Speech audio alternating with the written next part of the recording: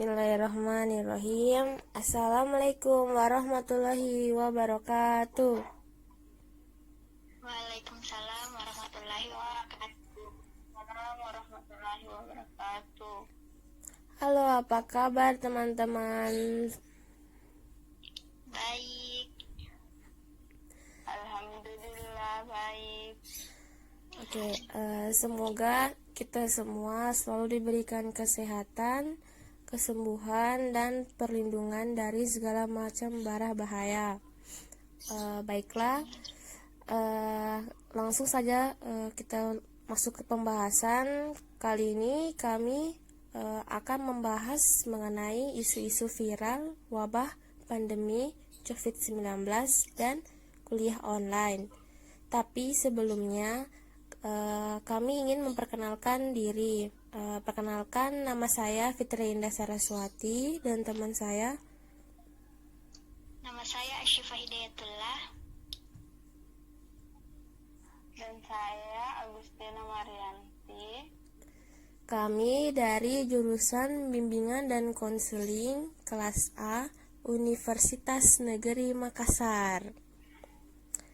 Ya, untuk mempersingkat waktu, mari kita langsung masuk ke topik bahasan, yaitu mungkin Saudari Syifa bisa menjelaskan apa sih yang sekarang sedang viral, virus COVID-19? Ya, baik, terima kasih. Menurut saya COVID-19 adalah virus yang menyerang pernafasan, di mana sekarang merupakan wabah pandemik hampir di seluruh dunia, dan juga sudah banyak orang yang terinfeksi, bahkan ada orang yang meninggal karena virus ini. Tapi dengan kerja keras tenaga medis sebagai garda terdepan, tidak sedikit juga orang yang sembuh dari virus ini. Oh, baiklah, itu dia tadi penjelasan mengenai apa itu COVID-19. Karena virus ini sudah semakin lama semakin bertambah banyak kasusnya, mungkin Saudari Anti bisa berikan kami penjelasan bagaimana sih cara mencegah, menghindari, dan menangani virus ini. Kalau menurut saya sendiri, cara pencegahan dan penanganan COVID-19 ini yaitu dengan cara kita rajin-rajin mencuci tangan, dan jika ingin keluar rumah selalu memakai masker, dan juga selalu menjaga imun tubuh dengan cara mengonsumsi vitamin dan buah-buahan, serta olahraga yang teratur, dengan bisa juga menghindarinya itu dengan cara berjemur di pagi hari jam 10 sekitar 15 menit dan rajin meminum air putih. Seperti itu menurut saya. Sedikit tambahan dari saya, menurut saya yang mungkin bisa juga untuk dilakukan yaitu melakukan social distancing atau physical distancing. Kita sebisa mungkin menjaga jarak dengan orang lain, karena kita tidak pernah tahu apakah kita yang membawa virus atau orang lain membawa virus ke kita. Jadi sebisa mungkin kita menjaga jarak, baik secara sosial maupun fisik dengan orang lain. Oh, begitu ya.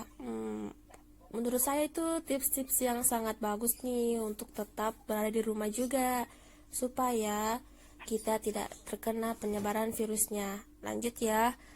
Jadi menurut Saudari Anti, apakah virus ini sangat berbahaya?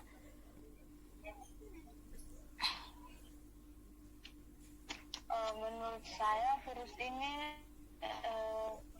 sangat berbahaya, karena di Indonesia saja lebih dari 200 orang sudah meninggal karena virus ini, dan hampir 3.000 orang sudah terinfeksi oleh virus ini. Jadi sebaiknya kita selalu menjaga kesehatan kita agar terhindar dari penyakit ini, virus ini maksud saya.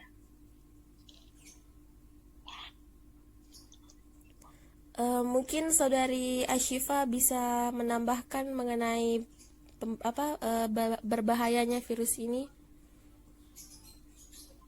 Ya, saya setuju sama yang dikatakan Saudari Anti tadi. Sebisa mungkin karena kita tahu virus ini cukup berbahaya, jadi sebisa mungkin kita tetap di rumah saja jika bisa. Tapi untuk orang yang tidak bisa tinggal di rumah, ya sebisa mungkin tetap menjaga jarak dan menjaga kesehatannya walaupun di luar rumah. Baiklah, kan virus COVID-19 ini pasti memiliki sisi baik dan sisi buruknya. Pertama-tama mungkin Saudari Ashifa bisa menjelaskan bagaimana sih sisi-sisi positif atau baiknya dari penyebaran virus ini. Ya, kalau menurut saya sisi positif dari adanya wabah pandemik ini sekarang ya, kita bisa lebih dekat dengan keluarga. Mungkin yang tadinya kita jarang bertemu keluarga, jarang ngobrol sama keluarga, kita bisa jauh lebih dekat, lebih akrab sama keluarga kita di rumah. Jadi seperti itu teman-teman, sisi positifnya kita bisa lebih dekat dengan keluarga.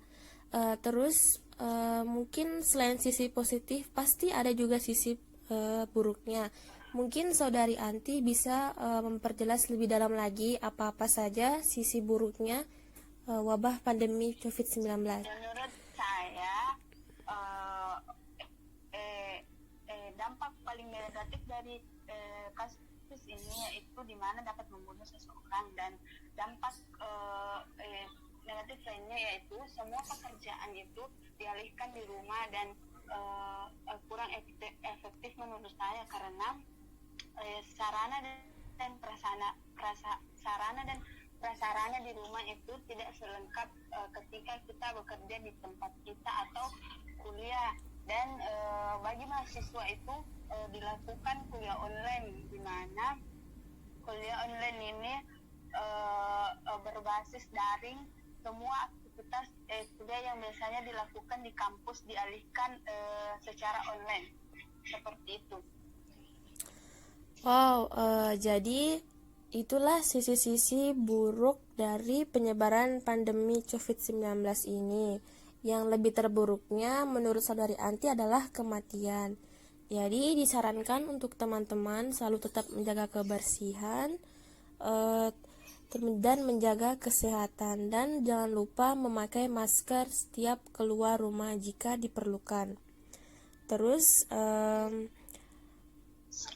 apakah menurut Saudari Cipa kuliah online itu sudah efektif atau belum? Ya, berbicara soal keefektifan kuliah online, menurut saya bila dibandingkan dengan kuliah offline, kuliah online ini kurang efektif. Karena apa? Kita tidak bisa secara langsung tatap muka dengan dosen kita, di mana ada jarak yang memisahkan, dan juga tidak ada sentuhan psikologis di dalamnya. Hanya semata-mata transfer of knowledge but not transfer of value. Jadi dosen hanya mentransfer pengetahuannya ke kita tanpa adanya nilai-nilai yang diberikan pada saat kuliah online.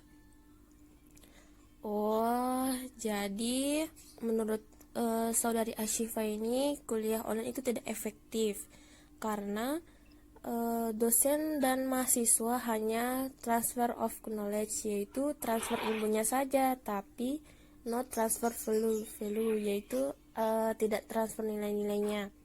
Jadi menurut Saudari Anti mengenai kuliah online, apa-apa saja kendala-kendala yang biasa dialami mahasiswa saat melaksanakan kuliah online?